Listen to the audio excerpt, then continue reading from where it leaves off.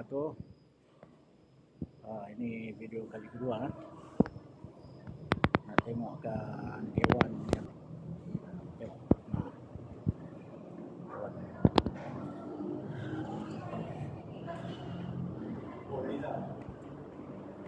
hewan untuk belajar solat. Masjid ni 2 tingkat. Ini tingkat bawah. Atas solat utama, dewan solat utama. Bawah ni dewan serbaguna untuk belajar, untuk ceramah, untuk apa aktiviti kahwin ni apa semua lah. Aktiviti. Oh, dah pasang kapit lah semua. Pasang kapit, pasang kapit, pasang kapit, pasang kapit.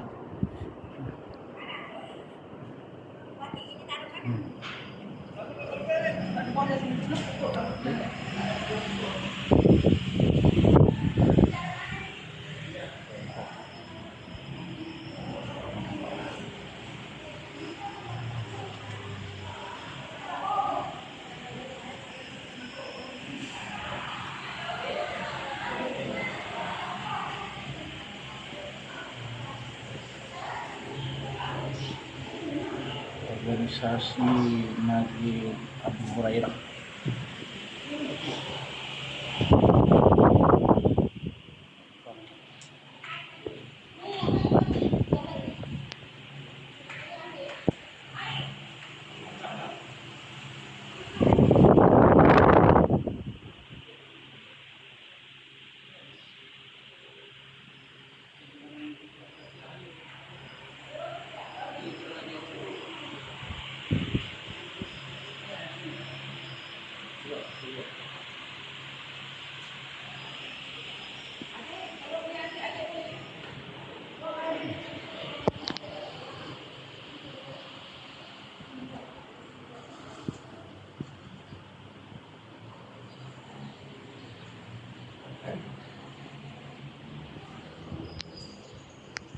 Okey, sekianlah video saya untuk kali ini ya. Ini video kali kedua untuk laporan Abu Hurairah.